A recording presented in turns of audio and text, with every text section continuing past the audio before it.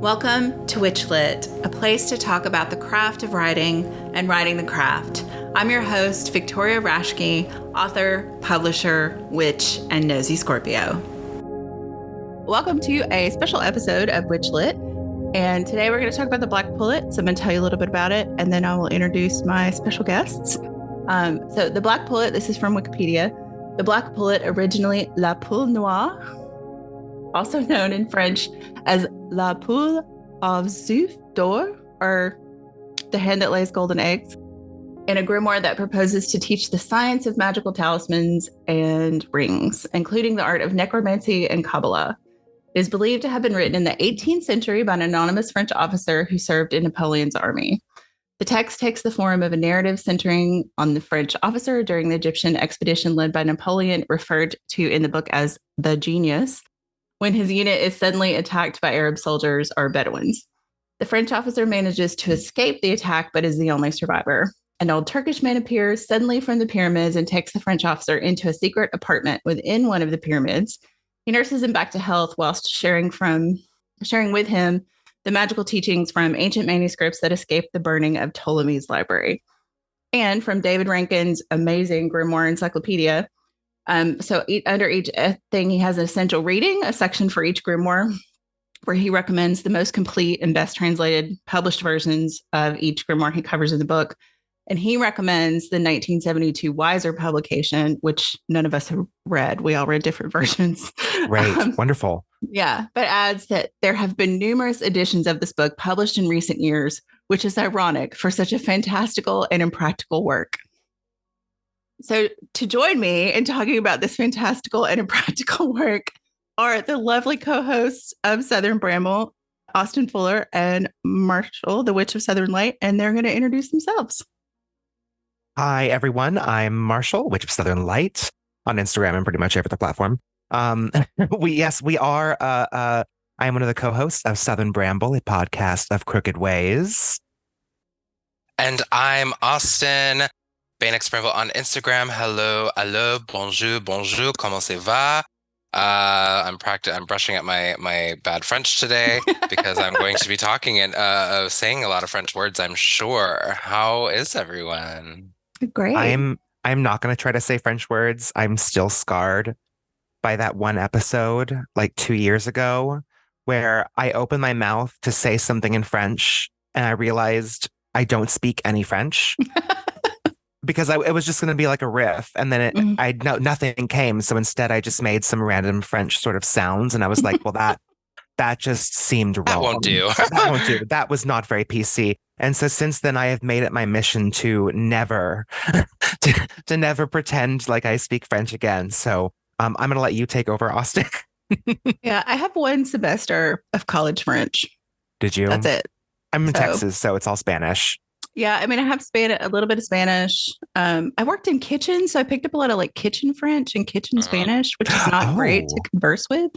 It's like mostly I can read menus. That's great. And that's and a little bit of traveling. German and Slovenian, so not super helpful. All languages are beautiful and wonderful and helpful. Absolutely, absolutely. I always say, if you're going to travel somewhere, at least learn how to say please and thank you. Mm-hmm. I do. And swear. I think that's helpful. Swearing is also helpful. I thought it was interesting that David Rankin apparently doesn't have very high opinion of this book, but I also could not track down the 72 publication of Weiser. Like it must be out of print. Oh, I'm sure. I love an obscure text. The book, I always find that the Wikipedia, where it says that it's like potentially written by some officer of Napoleon, which I find interesting, and it may be true, and that may be a theory, and it might be the correct theory, but we don't know who wrote it. Yeah. Because so A.E. Waite says that it might be written by Roman priests, like Catholic ones, part of the Bibliothèque Bleue and like the clerical underground, which for if you're not sure what that is, there was this idea, especially when printing presses were a lot more accessible to people. I mean, as accessible as very expensive printing presses could be. And the democratization of knowledge started to become a thing. There were still laws on what people could and couldn't publish, and that varied by region. But what we would see is actually like renegade priests, churches, even brothels and things like that would actually distribute pamphleture. And some of this pamphleture would be on grimoires and like occult texts, including the Black Pullet. I don't know if that's the actual origin of it, but the point is to say we have no idea. So it could be a renegade priest, Napoleon's army boy, whoever. But the story is still very interesting, and yes, has been told a ton of times, and is very much so inspired from Le Comte de Chablis, which was very similar text, and yeah. Well, and I think it might have been on Daniel Harms's blog talking about it might have also been like a spoof even of grimoires. Yeah. So the text is actually it's very funny. Because it's what happens in all occultism, right? Scott's discovery of witchcraft, he's trying to defame witchcraft and be like, this is all the work of charlatans, or maybe magic exists, but like it's all from the God triumphs all, and you all are not persecuting witches. You're just beating up old ladies. And he publishes this book with all this information in it, and then a bunch of magicians lift it, and you're like, oh, that's very funny that you wrote down everything that these people were doing to discredit them. Very similar to kind of similar to the Black Pullet. The point is to highlight how stupid and silly and ridiculous magicians and sorcerers and occultists are, and be like, you all are so funny for thinking that this piece of paper or this piece of silk or this ring is going to magically save you from something. And so the entire point of the book is to highlight the ridiculousness of magicians, and yet here we are again talking about it. And I know plenty of people who have used it, and have used it to efficacy as well. I love this book. I think it's really interesting, especially knowing the fact that we don't know who the author is. It reminds me very much of the way a lot of historical grimoires are posthumously like attributed to really big names, because that makes them seem more important. But this one has, the only big name in this really is Napoleon, and it's not even about him. It's more so just a random guy that was in his army, but it like pinpoints to something that did exist, the same way that like the idea of King Solomon's Testament, or the Keys of Solomon, or 6th and 7th Book of Moses. Like, we have these historical figures, and it kind of gives it some sort of legitimacy. And I think it's funny that they created this as a spoof, but the way that they built it was so thorough.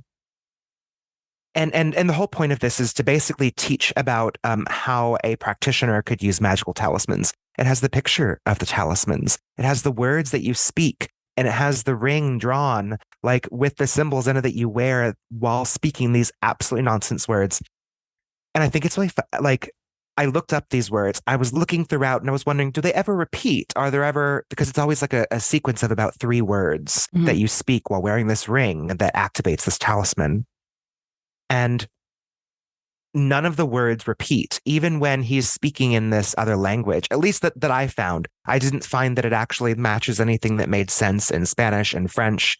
I felt like the person who was writing this in the form of a parody was literally making up bits of nonsense and then organizing it into this book. And then we were just like, oh, thank you.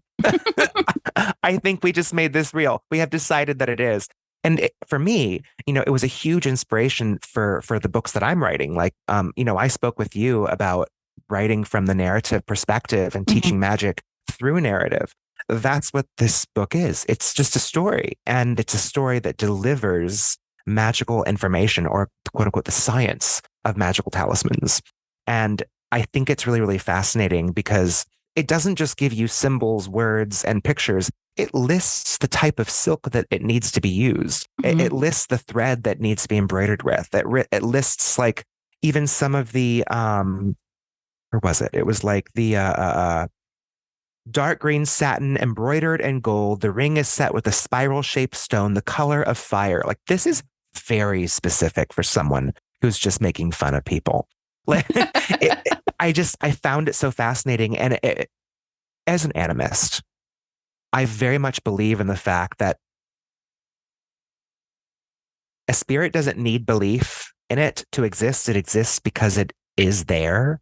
As an animist, I don't need to believe in the spirit of that rock for that spirit to exist because there's the rock. It's got spirit. I feel like it's very similar with these talismans in this book. It exists. These talismans now exist. They've existed for several centuries and we've put stock into them. So here we are now in 2023. This book came out sometime in the 18th century, which was a spoof that came out from a book that came out sometime in the 17th century. And centuries later, it's printed in a really handy, beautiful, like hardcover, pocket-sized book by Black Letter Press. It's a legitimized grimoire.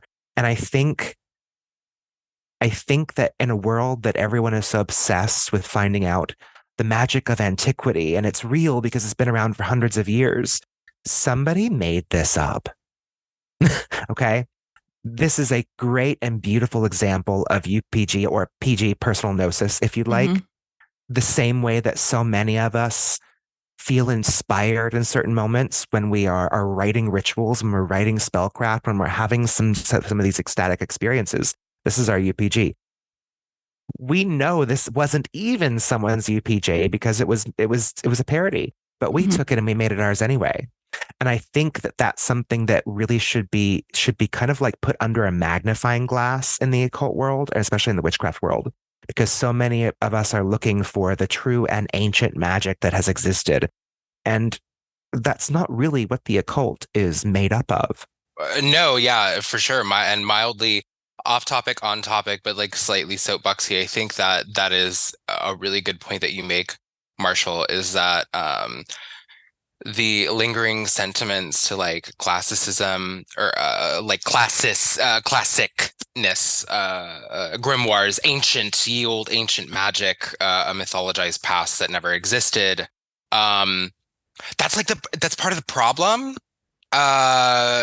Because the reason why I know people in my life have made a really good point. The reason why that we use this old stuff is not necessarily because it's old and it's aesthetically cool and pleasing and ye old and ancient. It's because it has had the test of time to be like, oh, this works.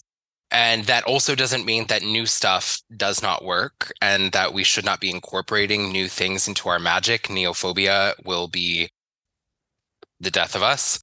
But also, yeah, it's not just about like ye old timey magic that we have, or it shouldn't be, at least. It's about like, does it work? And not only does it work, the reason why some of these texts linger is because people have tested them and been like, oh, this works. And there's, I'm sure, plenty of things in the Black Pullet that doesn't work. I probably will not receive a goose that lays golden eggs, whether that may be, but I might, through imagery or things like that. And how do we use these things? How do we engage with them?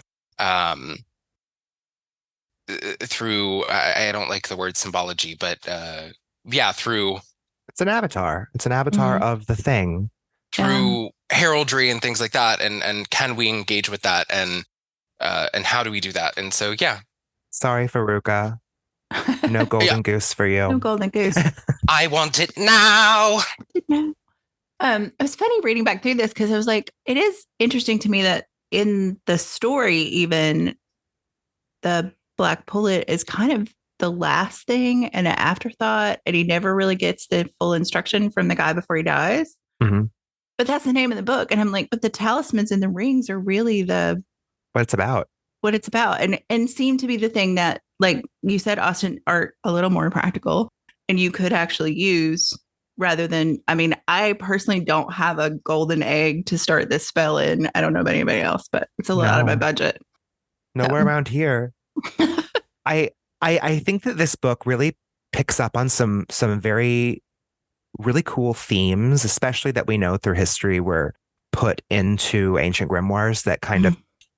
I said this thing a couple weeks ago, and some people had some opinions on it that a lot of modern witchcraft is a response to or reaction to Christianity. And I mean more so Christian imperialism as it moved west. Mhm. So that doesn't mean that I think that modern witches are practicing a form of Christianity. I don't mean that in any way, shape, or form. I just mean that throughout time, the movement of Christianity has affected a lot of magical structures. And even though we have kind of neo-paganism in modern day that is very much removed from Christianity, much of it exists in a response, whether that's Mhm. pushback, whether that's accumulation of, I mean, look at the lesser banishing pentagram or lesser banishing ritual of pentagram. You Mhm. have all of these angels being called, Mhm. and people don't seem to really recognize a lot of those things. A lot of old charm books, a lot of old grimoires, they're all completely, and a lot of them almost seem a little bit more Hebrew in nature because of the Hebrew lettering that are as in a lot of the symbols. Mhm. But it was made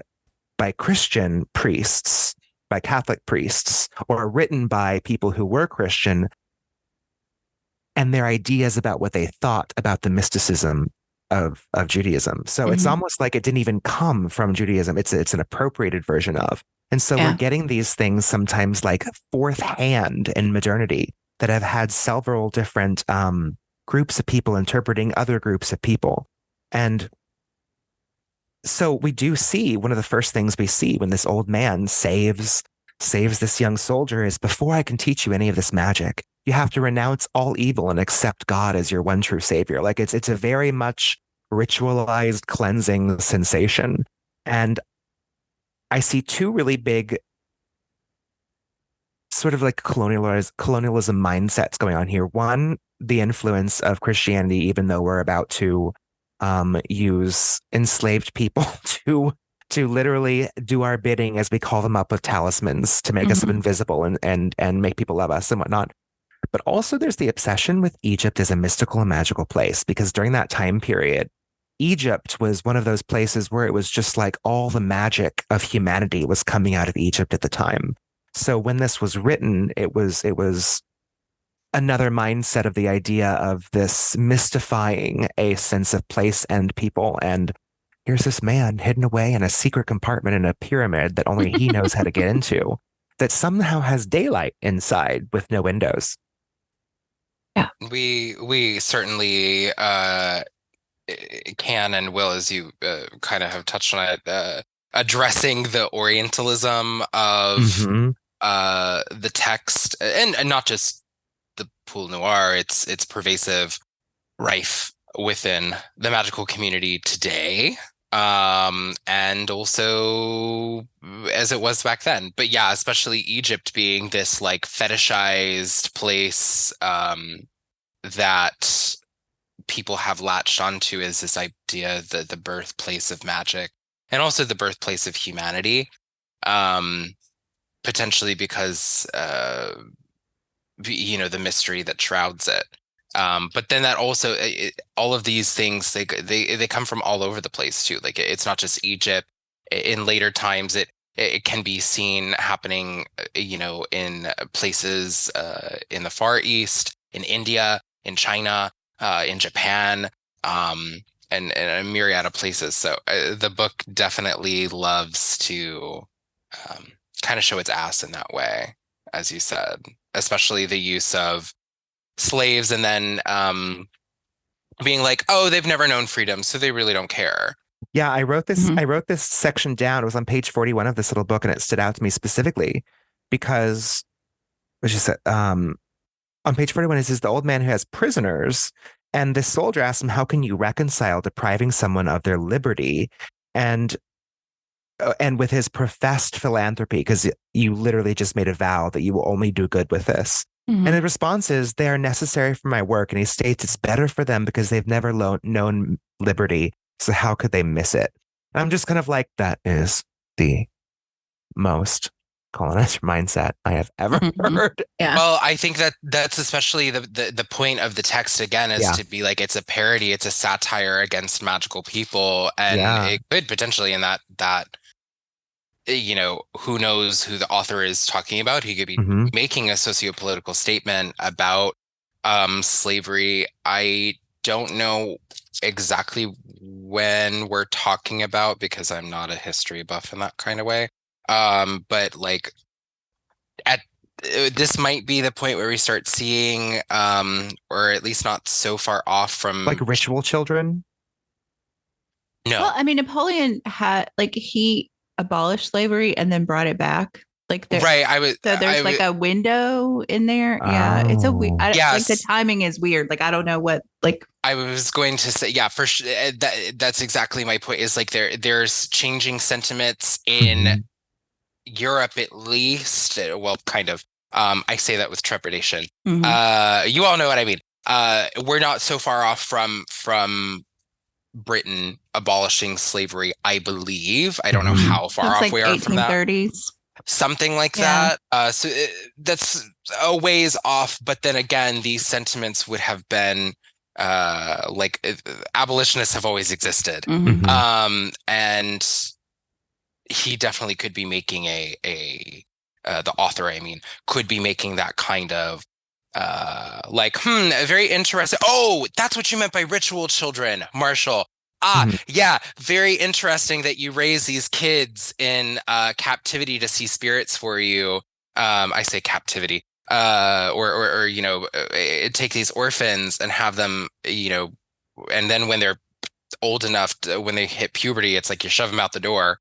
Very interesting that you have these kids running around and you talk about freedom and well, yeah, there was that practice of a lot of these. I wasn't sure if it was specifically Solomonic, but it was these ceremonial magicians, and you would see some of these instructions, and it would be like, you have your ritual child hold this incense over in the corner, and I'm like, you're you're what? You're what?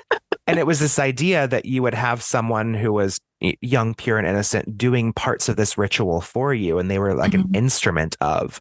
I remember learning about that a while back, so I don't have the direct sources of that at the moment. So I think usually that could, I mean, it's hard to speak in brushstroke statements for everybody, but usually I'm sure there is plenty of awful things going on there as well. But like for the most part, it would usually just be like a garçon, like a servant boy. Yes, exactly.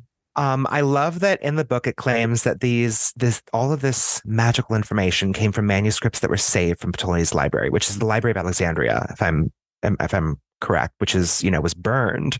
So we lost all of this information. And I think I just think that being thrown in here was such an interesting little detail, because it helps to, on one hand, legitimize that the only reason we don't have this information was because he took it before the rest could be burned. And who knows what else was lost.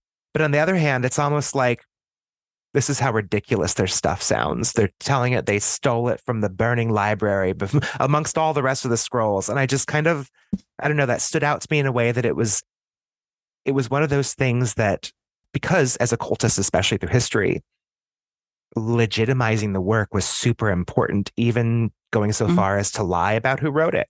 Yeah. So you see that throughout history, and that one little line in here, I think, stood out to me.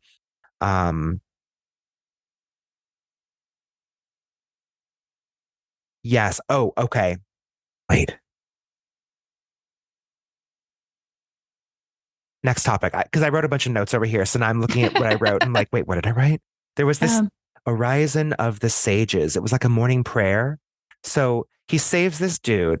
The old man saves this soldier, brings him in, says, you have to, I'm dying soon. I have no children. I must pass this information on. And I'm going to make you my son. And he calls his father immediately, like, sure, no problem. Daddy. Exactly. you called up your magical spirit slaves. You brought me food. You brought me drink. All this stuff is lovely. And so he decides to teach him this morning prayer. And what's interesting is after, being like, God is your one true and only savior, blah, blah, blah, blah. The prayer that he teaches them, it's not quite Christian.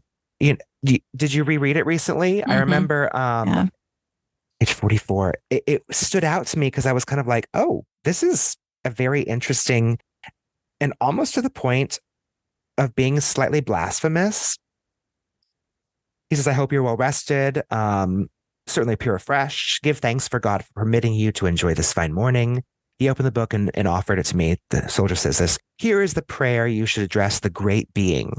All of a sudden, this language shifts just a little bit. You should address the great being. And he reads this prayer. I won't read the whole thing, but it starts like immortal, eternal, ineffable, most holy Father of all things, born upon constantly rolling chariot, the turning heavens, Lord of the ethereal country where your throne of power is raised and exalted. And it goes on and on and on. And even goes on to say like, O universal Father, one Father destines mortal and immortal alike. It's very Christian adjacent. Mm-hmm. But it's not Christian. It doesn't mention Jesus. It doesn't mention the Holy Spirit. It almost feels like we're adding a bit of religiosity in here, but we're giving it an occult twist.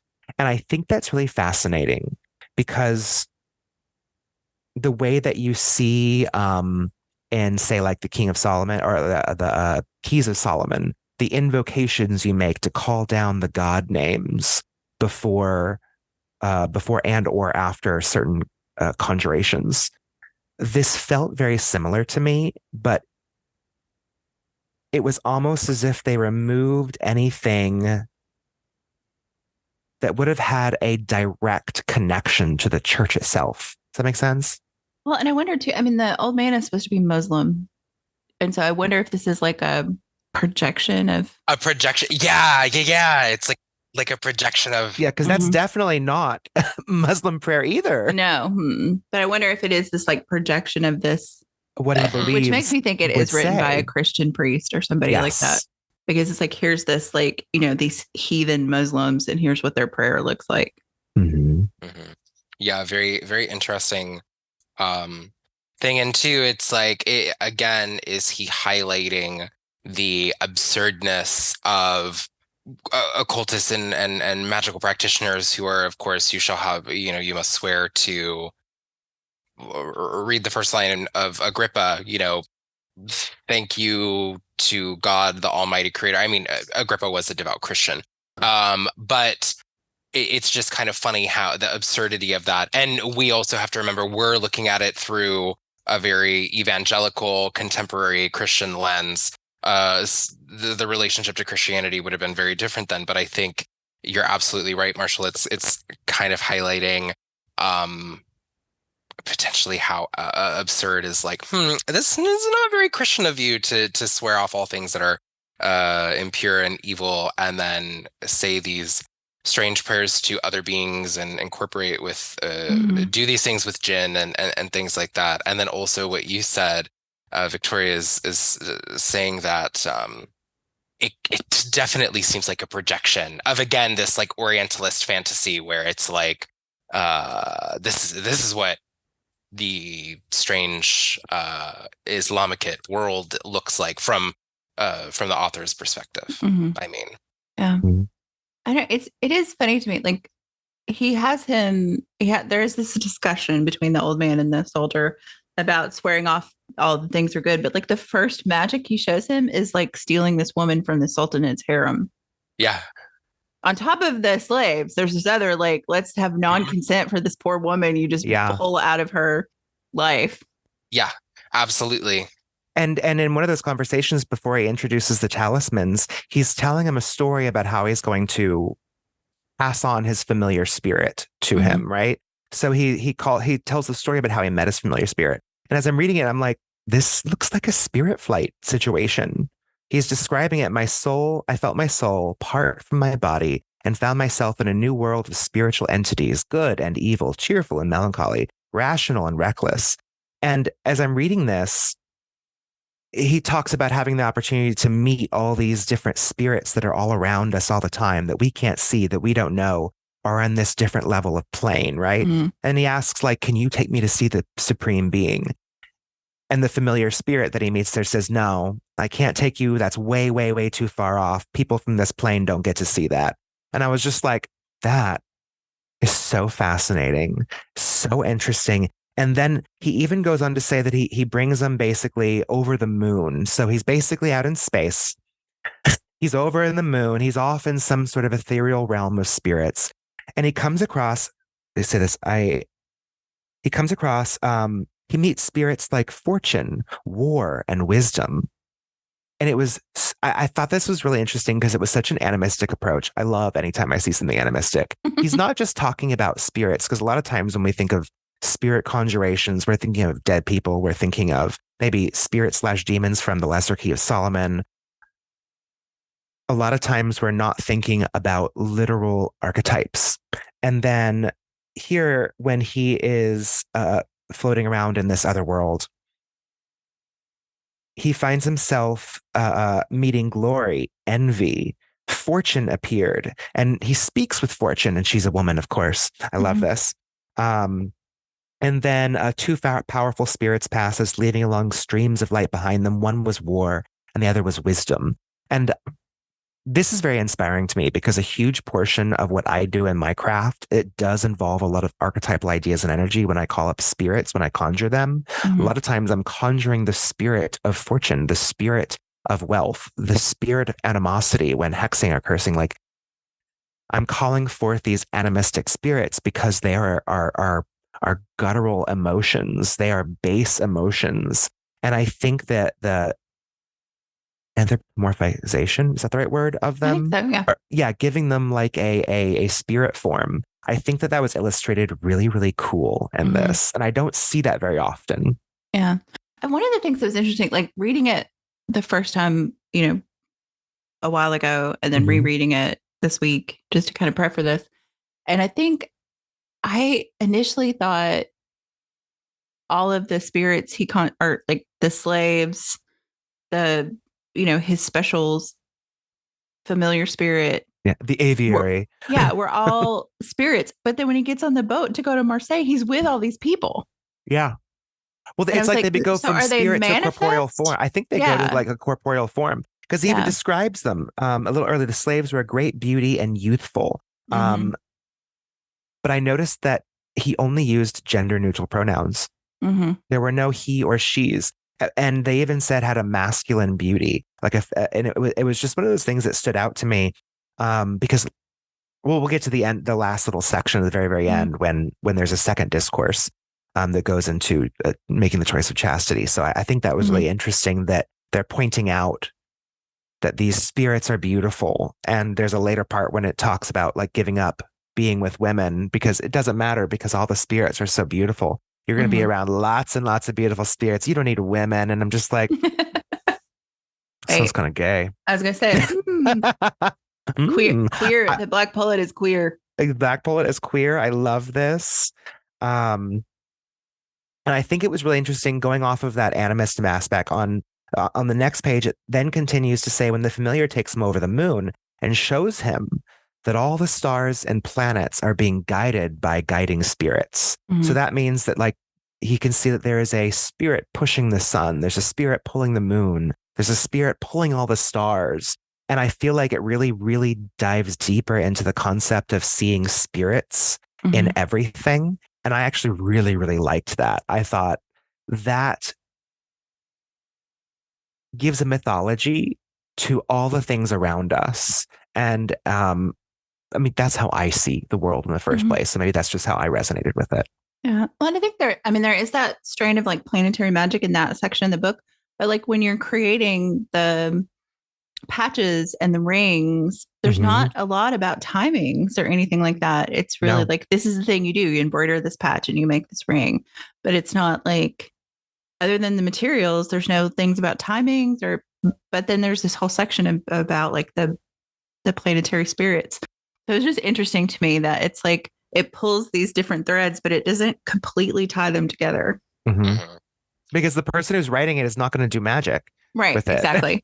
Right. Exactly. And especially probably doesn't know how to calculate or doesn't care enough to do electional astrology, which is ironic because that would be very important to talismanic magic at the time. Still is, but. Yeah. So, I mean, I think that's a good chance to kind of talk about like the practicality of using the book. Mhm. Like, I have not done any work from this book.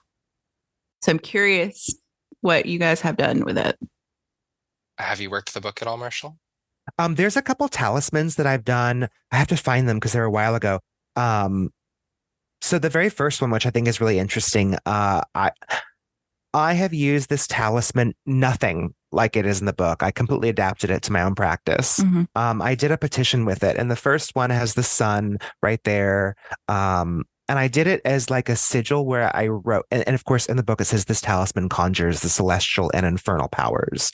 Hold the talisman over your heart and wear the ring on your finger and say, Cirrus, Etar, Bessinar.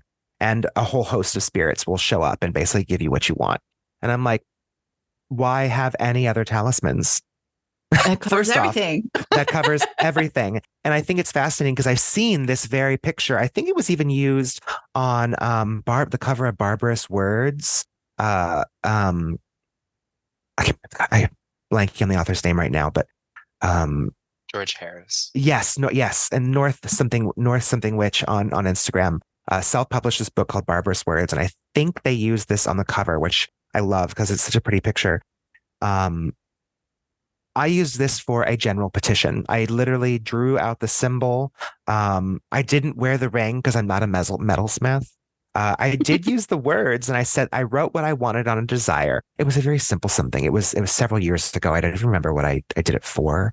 I think it was for healing my dog because I was scared ever taking them to the vet because they had a pancreatitis. And I just would, make sure Kiston is healed. Or I wrote something specific about Kiston making it through this unscathed and fully healthy. Mhm. Burned it like it was a simple sigil. I adapted it very simply into my practice. And Kiston's here with us today, so no problems there. So success. That's a practical way to do it. And if you want to include the rings, because I've talked to Aaron Oberon as well about this, they love the Black Pullet. And one of the things that you can even do if you're not interested in metalsmithing is paper, literally construction paper, cardboard paper. You can write it out. You can cut it. You can use some double-sided tape, or just this ring doesn't need to last forever. You can make a new one next time. I think a huge portion, because we know that this was a parody, when I look at the back of where it tells me specifically this needs to be a dark green satin embroidered in gold, or gray satin embroidered in gold, the ring is set with coral. Like, you know what? I think I can get some gray paper, and I think I can use a gold Sharpie. I think that we are in a place where we can adapt some of these things, especially since we know the person who wrote it wasn't even being like super serious about the specific materia. I think the way we have adapted using all the talismans from the Greater Key of Solomon, a lot of us will just draw it on paper right now. We'll just draw it on virgin paper. Some of us will absolutely make real medallions out of them with the real gold or silver or copper, but not all of us have access to those things. Not all of us can melt down metal in our living rooms or kitchens. So, I mean, I'm a big fan of using paper, maybe colored paper or paper with colored pens. I like to get some of those like gold and silver gel pens. They're super fun on black paper. Yeah.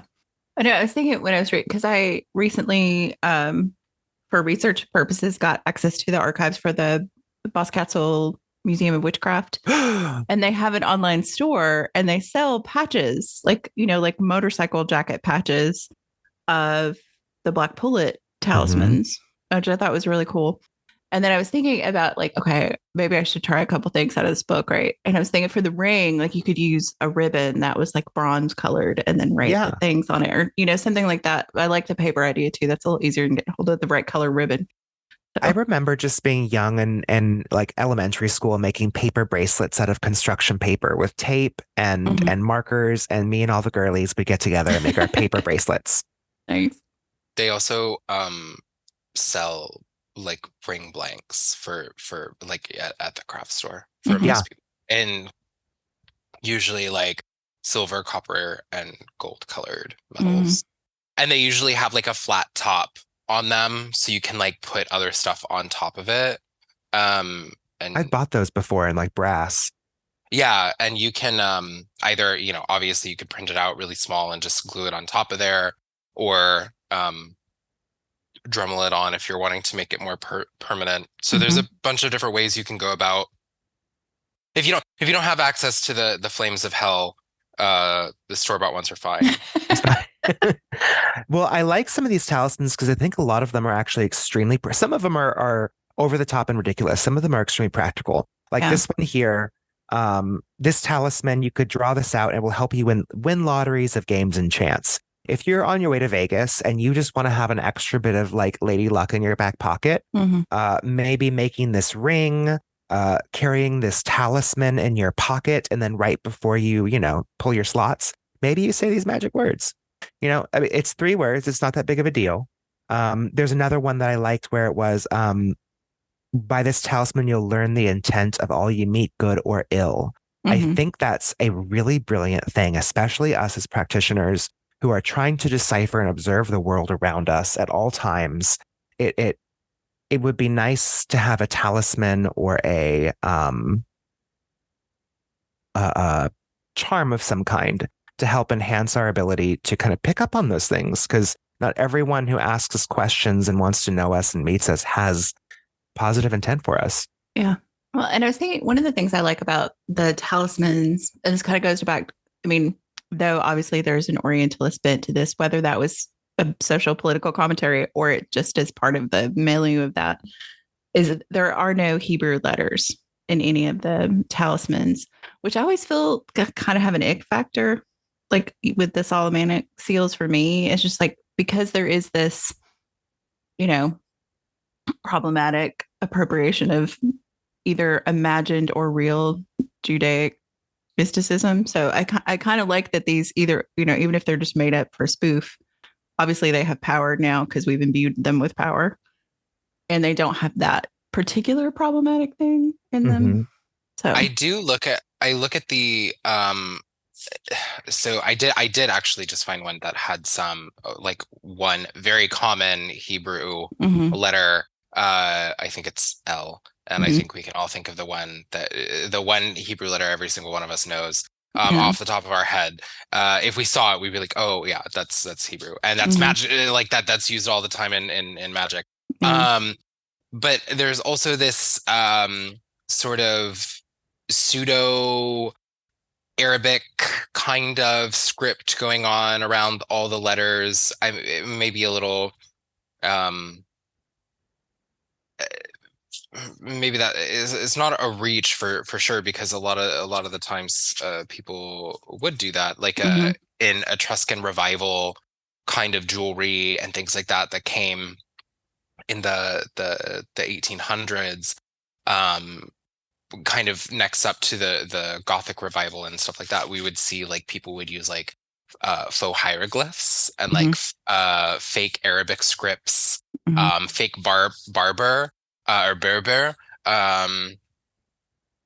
so I find that very interesting, flipping through them. I'm like, it kind of looks like a pseudo Arabic kind of thing going on, of course, with like other magic symbols thrown in there as well. And then just some things that like look made up. I mean, right, like a absolutely. weird mix of This book is pseudo. Right, exactly. I mean, I think that's and we know that, and that's okay. For sure, yeah. And I think that there's like having conversations around the Orientalism of it, of it all. Just as you were saying, like Victoria, the ick factor you may get from using Hebrew in certain things. For me, I use the Hebrew because I find it actually I mean, it's not incorrect Hebrew, not in this book, but in other texts, like the Greater Key of Solomon, like we can Hebrew translate is correct, that. right? The Hebrew's correct, and it's used more reverently, I say, with a tinge of apprehension. Asterisk. Right. There is if you want to talk to me about that, please DM me. But yeah, I think there's a lot of things that we can sit with and grapple with and have conversations around, which is why I'm happy we're having this conversation. I read it. I read a zine a while back. I think you read the same one, and it was written by a Jewish practitioner who was talking about, what was it? It was like, fuck your mystical anti-Semitism. Yeah, I know. It has the magic square, but it's a yes, but I know exactly. It's a big Ezra. Yes, it was very eye-opening. Just taking into consideration a perspective and information I had not heard before whatsoever. That was when I learned a lot about how some of these books were written by Christian priests or not popes, priests and missionaries, kind of appropriating this idea of Jewish mysticism and not really coming directly from Jewish mysticism itself. And so that was one of the things. It made me just think a lot about what I choose to take into my practice and craft, what I choose not to, what stands out to me. And then it's interesting because then I started seeing some other symbols in different folk magic books. So in one of Gemma Gary's books, I think it was The Black Toad, she shows an old talisman that was used to prevent poverty. And I was going to make a little spell from it and put it on my page. And someone said, that's one of the planetary symbols of Jupiter. But it was literally just with all the Hebrew removed. It was the center symbol. And then I was like, I had no idea. And this symbol specifically was used several centuries ago because this book was getting into specific charms that were part of the folk magic from that area of West Country, Devon and Cornwall. So here we have a couple of possible 1 to 2 century old symbol that was passed down from a local Pellar over in West Country, England. And it's been almost removed from this Greater Key of Solomon. And it makes me kind of wonder how many hands this symbol went through before it got over to West Country, England, to where all that was left was just a little 8-spoken wheel symbol with its little turns and shapes on it. And things that could be drawn easily. It's like the simplest part of the seal. Yeah. Some of these symbols are like a game of telephone across Europe. I also wonder too if Gemma Gary intentionally had removed some of the Christian or Hebrew lettering around it too. And you'll see translations of the Hebrew into English in other grimoires. I've seen it where instead of writing it in Hebrew, they'll write it in English. But I do always find it funny. I remember one time I was using a talisman from and I had posted about it on a reel from the Greater Key of Solomon, and I remember somebody was like, "Why are you appropriating Jewish mysticism?" And I was like, "That's a very interesting and bold statement to make." Without knowing me, it was a random person. I'm like, "A, you don't know if I'm Jewish. I'm not, by the way, but you don't know. So why would you call someone out on that?" B, also, some of these, I still have a reverence for Hebrew, and Hebrew is not inherently using it. I wonder how we jump to that is inherently, can it feed into anti-Semitism? Absolutely. But I wonder, where do we sit with that? And I think that's a much bigger conversation than what can happen in the call out comment of somebody's DMs. Also, the Star of David wasn't associated with Judaism, or not associated, but wasn't an adopted symbol, an official symbol of Judaism until the 19th century at the first Zionist Congress. Yeah, I think it's interesting that, I'm glad this conversation, I thought the zine was really helpful because it did really point to a lot of that stuff. And I'll make sure to link it in the show notes for this episode because I think people should go get it and read it. Yeah. It's free, but they are taking donations. I would, if you can, make a donation. A lot of thought and effort went into creating this. And I think it's something that, we should be having in our perspectives when we're working this magic. But I think it's interesting that, the conversation is happening, but I think when it's happening online and social media, there is no nuance to it at all. And it's kind of the same thing with looking at, I think a lot of people look at it and they're like, well, Crowley did all this stuff and Crowley was appropriative and he was anti-Semitic and a shithead and all the things that Crowley was. Mhm. It's like, yes, but Crowley didn't invent this stuff. Like, he was the translator, basically. He was the transistor, I guess, to get it into and apparently not a very practice. good one. Well, exactly, yeah. Which, again, if people have not looked at David Rankin's Grimoire Encyclopedia, I really recommend. Like, his conversation about where all this stuff comes from in this book is amazing and wonderful, and bless that man for doing that much research. Yeah, it's it was a huge task to put that out, which is very impressive. One of the things that I noticed about looking through these talismans is something about them stood out to me. I was listening to a podcast about planetary magic recently, and they were going into oh my gosh, I just blanked on the name of the famous grimoire that's Arabic, all about planetary magic and astrology. The Picatrix, thank you. Yeah. There's a section of the Picatrix that talks about planetary timing and drawing specific pictures. And what you would do is they would give you a description of the little picture you would draw, and then you would make sure that it was drawn and ready, and then because you couldn't draw the whole picture in the exact specific time, you wanted to make sure whatever you finished it was in the exact moment that was on this planetary day, hour, and time.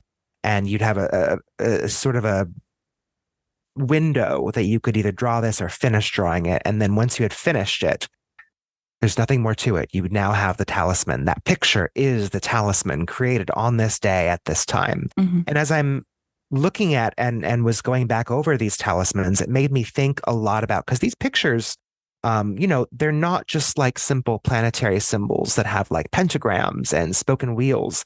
These are straight up like a unicorn, a little unicorn with some symbols, or the sun, lots of suns, the sphinxes. Like, you have some of these pictures with some like Latin and moons, and they're very specific. And I felt like there was almost, I mean, I can't be sure if this was inspired by that whatsoever, but there was something about this that I felt I was reminded of it a little bit, if that makes sense. Yeah. Well, clearly the author had fluency in some of these manuscripts.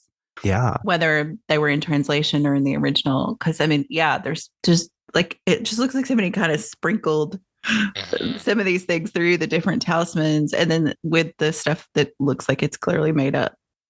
But we know for sure there were a lot of, there were a lot of magical practitioners or service magicians, talisman makers, and things like that. Like, this was, despite I think it would look very alien to what we do now for the most of us, for many of us at least. But there were a lot of people who did this work in the world, especially because it gets wrapped up a lot in medicine and science and things like that. So I'm sure he had some sort of magical literacy. Clearly he did. They did.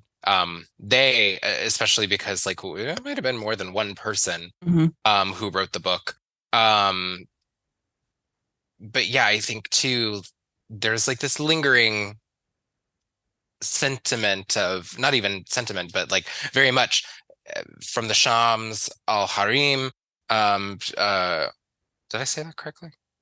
I don't remember. The Shams, and the Picatrix, and obviously Agrippa and things like that. Image magic is really important, especially in talismans. So he certainly knew that, at least. And that was very much the goal of the book, is to illustrate like these talismans. And I think too, going back to what we were saying about the material, the specificity of the material, which is important usually to things like Agrippa, wrap things up with hyssop and rosemary and planetary stuffs to keep it kind of like perfumed in the container of whatever you're sealing it in. There's an emphasis on like putting it in boxes and stuff like that. And I think too, what he's also emphasizing is that the materials can get very absurd or very expensive too, like coral and diamond, and well, diamond probably wasn't that expensive back then, but Yeah. Yeah, coral might be harder to get your hands on now than diamonds, even. Well, there's like oval rose pink stone, a hemispherical hemispherical yellow topaz. Very Must be specific. hemispherical. Yeah. So I think he's talking about a cabicon, like a Mhm. half sphere. Um, but it has to be yellow topaz, and topaz would have Yeah. been expensive. Yeah. Like, and gold and Conical turquoise, octagonal amethyst. Like very these are, yeah, these are very specific. These are the cut. shape. Very specific, yeah. Yeah. She said these are These cut. are cut. And it's No funny. polyester satin back then. No polyester satin, which would have meant that it would have been silk satin and very expensive. Mhm. And in the colors too that they're talking about, these dyes were also Expensive, yeah. very expensive to produce until like the 19th century. Even then, they were still expensive. They're still expensive now. But the emphasis on the cut stones, I find that funny because you don't see that very often in actual grimoires where they're like the stone has to be cut to a certain way. Mhm. But there might be shapes associated with the planets, but like the stone is not that, like Yeah. if it has to be turquoise, they usually don't emphasize, or well, they probably anyways, if it has to be a certain stone, they're usually like not caring what the stone looks like. It just has to be set Yeah. in the ring or whatever. Well, and it's interesting to me. Like, I wonder if part of that is again calling out like the treasure hunting aspect of so many of the other grimoires, because I mean, there's a lot of treasure involved in the story and the narrative part, and then in several of the talismans are treasure or money seeking talismans, and I wonder if that's just again part of that, like calling out the nature of those grimoires and how silly that is to like expect to find a an Treasure. apartment in a pyramid full of boxes of gems. Yeah. There was such like a obsession with treasure finding in grimoires. I mean, you have the 6th and 7th book of Moses, which has like a whole like looking for treasure. And then we have a history of people who led expeditions using these very specific methods that all came up with zilch. And I feel like, again, it's named the Black Pullet, which means the black hen. And that's the tiniest and most almost insignificant part of this entire book, was the little section on the black hen, on how you basically make a black hen that then when you release into the wild finds gold for you.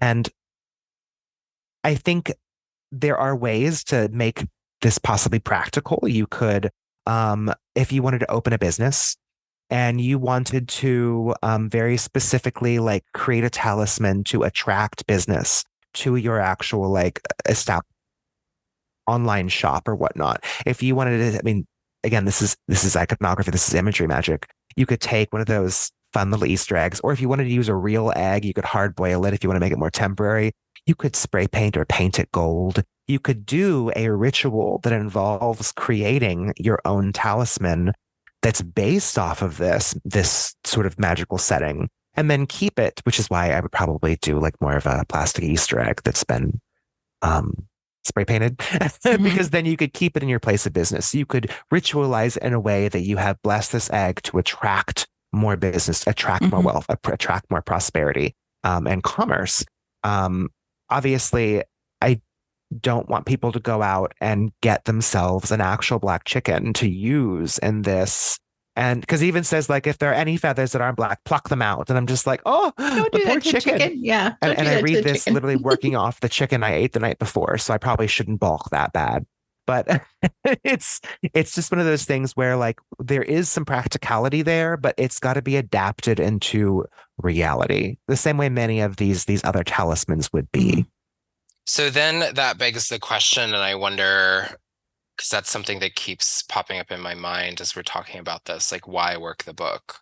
If not, and for sure, work it for shits and giggles, magic for magic's sake. I'm very much so all about magic for magic's sake. Yeah. Does it work? Does it not? But then at the same time, we have to ask ourselves, like, okay, if the book is this absurd, and obviously experimenting for fun is great, but like we do know that there are other talismans that work to better efficacy that are more actually like have a system of magic behind them and a way of doing certain things.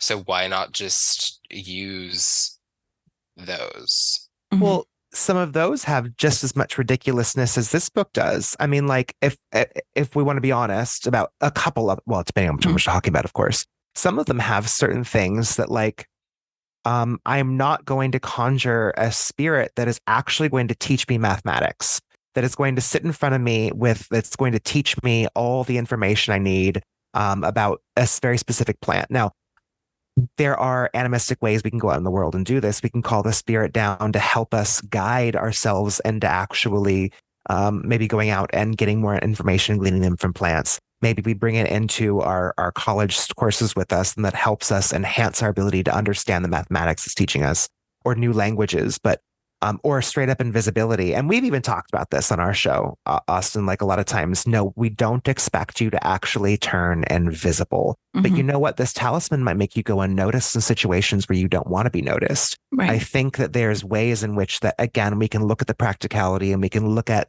the sensationalism, if that makes sense. Which is fair. And I think when we kind of hold it up with the rest of them, we don't know if some of these other ones weren't written with just as much For sure. disdain. Like, we don't know a Yeah. lot of these authors. Like, we don't know who wrote the Keys of Solomon. We don't know who wrote the 6th and 7th Book of Moses. Like, very specifically, like, we don't know what a lot of their motivations might have been at the time. And that's fair, but my goal in asking that, and I'm asking open-endedly, like, why do we work these? And this is something I hope that the listeners also ask themselves as well. Why do we work these if we know that there are things that, like, we, for the most part, have a pretty good rapport from the majority of people being like, yeah, if you do a talisman from the Key of Solomon, like, it works. We don't have that same kind of rapport with the Pool Noir. Experiment with it for experiment's sake. Please have at it. I'm not telling you not to do it. My question in asking that is, like, there's sure perhaps some sort of like phantasmic things when we talk about, for example, seeing spirits and things like that. But again, we know that even in the text, the contextualization that these authors are writing in, like, they're not necessarily exactly talking about, like, sight is the way in which they're writing about it is a lot more fluid than how we mean sight, seeing today. It's more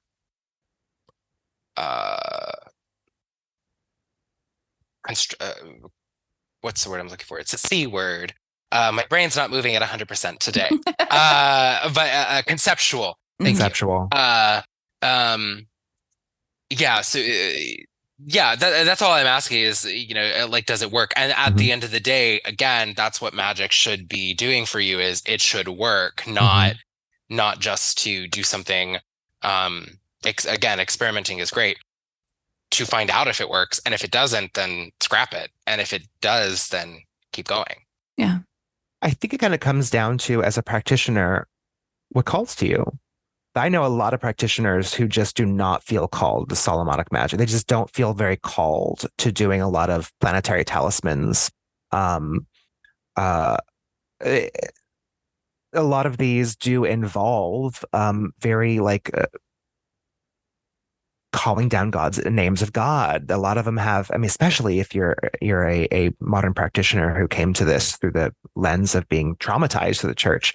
A lot of things like that may not actually appeal to certain practitioners. I know for the longest time, if I saw anything that had to do with God years ago, especially when I was getting into Wicca, the concept of doing magical practice and work that would call God into myself was just not always something that I would have been as called to do, if that makes sense. So, I mean, I absolutely see what you mean here, because efficacy matters. If it doesn't work, why are you still doing it? But I mean, this book's still around. Some people obviously feel like doing talismans from these books has helped. And if you want to think about it, like,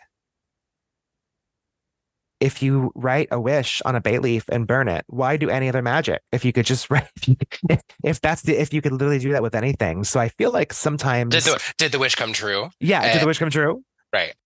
So it's almost one of those things where like there are so many different ways to do a healing spell.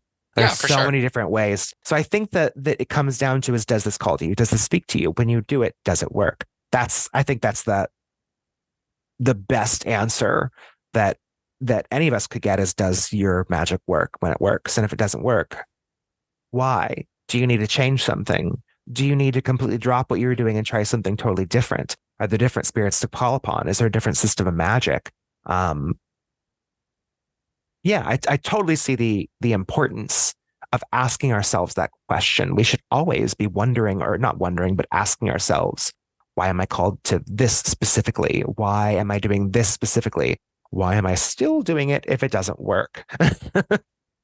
So I guess final thoughts maybe I'm about. curious about, there's this thing at the very, very end of this book. It's called From the Second Discourse on the Secret Science from Com de Gabli. Did you see that one? I don't think You that's have in the version I have. It's in It might be specific to this prentice. I'm curious. Well, as I was reading it, it was like, where is this coming from? And I don't know comfortably. I'm pretending I'm going to just say this French name in American accent. So don't hate me. Oh my gosh. It's totally out of context from anything else. And the way that it's written, it talks about a count. It's from a young man's perspective, an account that whisks him off to a secret private place. It's literally just like 4 pages long. And in this private place, he tells him that he has got to make a renunciation, and he is going to teach him all sorts of magic things. And of course, the renunciation was of women. That's what we were talking about earlier, of celibacy. And the guy was like, oh, that's no problem. I've already given up women. And I'm just like, again, is that because you're a priest or because you're queer as fuck? Because if that's the case, it's totally cool. But I don't know. I liked that little hint of queerness that maybe I personally interpreted. That's a word now there. And then he ends on going, tell him that I'm going to teach you the nature of God. And this guy is a count. And he's basically sort of teaching him and leading him up to the concept, like he is going to do exactly what the old man did to the soldier. And it made me feel as though, am I reading did the soldier become a count and now he is passing down his knowledge? I wasn't sure. It made me feel like either that was an excerpt from another manuscript that this one was inspired by, or it was almost kind of like a sequel that was like the prequel to the next sequel situation.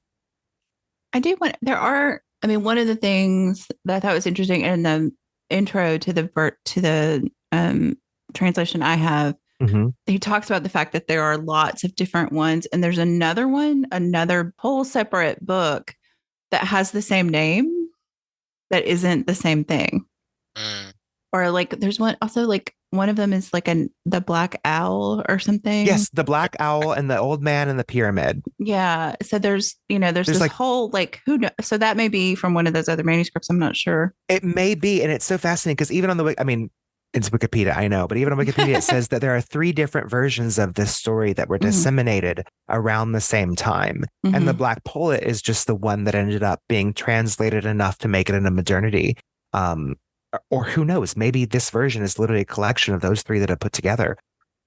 It's possible. Yeah, I haven't looked at that. Now I'm going to have to track that down because I'm curious. But there's probably certainly a few of them out there. If it's from, because I think it says that it's from the Comte de Chablis. Yes, it does say that.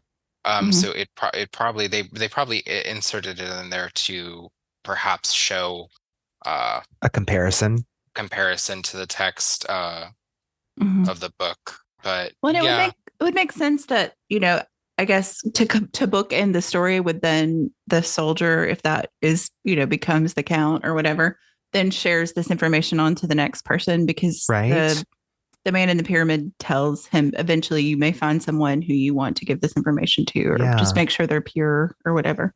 And even if I misinterpreted that, I'm now officially reading it as like a Ryan Murphy series. Like it fits quite well that way. It just fits. Yeah, absolutely. Fits. Yeah. We'll alter the plot, leave 7 different plot holes, and ignore the first 3 episodes. Because secretly, we actually have like 7 different writers writing the series for us, and none of them talk to each other apparently. to alter the script to make this new plot line work. Yeah. So I'm curious, Austin, you haven't done any work from this book, or you have? No, I haven't done. The only thing, so I've watched somebody, and I don't want to give away without their permission what they've done from it, but like they've used one of the talismans in here for treasure finding, and like it seems to work for them pretty well in terms of like to find treasure. But you know what I mean? To find treasure. And so that seems to work pretty well for them. But I personally haven't, and I was with them when we did it, when they did it, but I personally haven't worked from the book. No. Yeah. Because I there's so many other ones. Skin a cat. Yeah. Well, it's funny. I was talking to my son about it because he was just like, "What are you guys talking about tomorrow?" And I was kind of giving him the overview. He's like, "Oh yeah, when in the old world, quote, listeners can't see me doing scare quotes. When treasure was just laying about." And I was like, yeah, it's a very different idea about treasure. Like I think, Marshall, what you said about, maybe using it as like some way to like prosperity for your business or something. Like how we define treasure is probably different nowadays too. I don't expect to dig up a gold hoard in my backyard. But you might try and you might find something. So, but certainly your son has a point of the difference between Europe, where there were a lot more people burying gold who didn't have, or but valuables, I should say, not even gold, but valuables, for whatever reason. Sometimes people just didn't have access to banks, or didn't trust banks. So yeah, maybe. I just had this very clear image in my head of like a detectorist putting these symbols on their metal detector.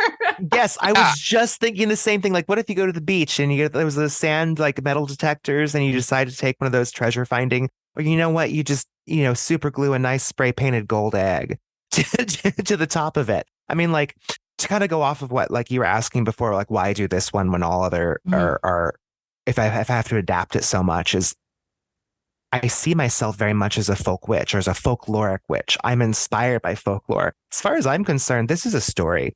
The story has inspiring elements in it. And the way that I write mine is like when I'm writing my book, Cunning Words, and I'm talking about a petition that when you blow on it, bursts into flames. I don't actually expect you to recreate this, go home and blow on it and burst into flames.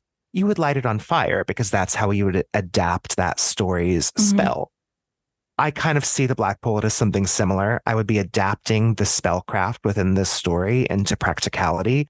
And that would be very different from the way that a lot of grimoire manuals are built out of practicality or practicum. So they're telling you how-tos. This is giving you a story, and it's up to you to kind of decipher the closest and best way to how-to you. Yeah. I like it. Awesome. Well, I just want to say thank you to both of you for coming on, and I guess happy Samhain, Halloween, whatever it is you're celebrating when you get to listen to this. Spooky season is upon us. But yeah, this has been a treat to have you both on. I really I'm glad it worked out. It's been so wonderful to be here. Thank you so much for having us. And Austin, you'll have to come back and talk about writing more with me. I would love that. Absolutely. Awesome. All right. Well, you guys take care, and we'll talk soon, or do magic soon or something. Please. And listeners, if you haven't gotten a chance to check out Southern Bramble, a podcast of crooked ways, we are on pretty much every major streaming platform. After you've listened to this episode, check us out. We're okay. I highly recommend. Yeah, right. Highly recommend. Highly recommend. And Austin has been doing some really amazing classes at conferences and stuff too, for people need to check out if they can. So thank you. Awesome. Well, and buy Marshall's book. Yes, please buy my book, Cunning Words, A Grimoire of Tales and Magic, on Amazon and Ingram Spark catalog if you are a retailer. And if you are boycotting Amazon, the black and white version is available on barnesandnoble.com. And we all impatiently await the second book. Oh, thank you. WitchLit is a production of Thousand Volt Press and is edited by Julian Rashke. Our intro music is Cosmic Glow by Andrew Kay, and our outro music is Voices by Alexander Shanekar. Transcripts and all our previous episodes are available at witchlitpod.com, and you can follow us on Instagram at witchlitpod. Please help other witches find us by leaving a rating or review wherever you listen to podcasts. Thank you for listening to and reading WitchLit.